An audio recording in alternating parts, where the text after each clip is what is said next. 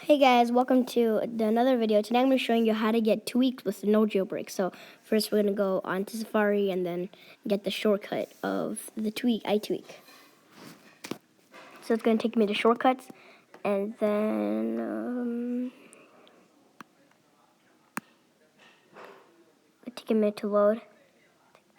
Okay, and I'm going to scroll all the way down, get add untrusted shortcut, replace because I already had the other one. So I'm going to go my shortcuts and then we're going to go down to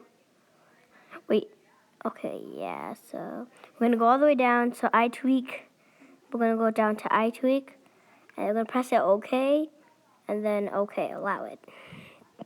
And then System Tweaks, and then I'm going to go all the way down, and I want this one, Get iPhone X Features on iPad and iPhone. So guys, that was the end of the video, so stay tuned to my next videos. Bye!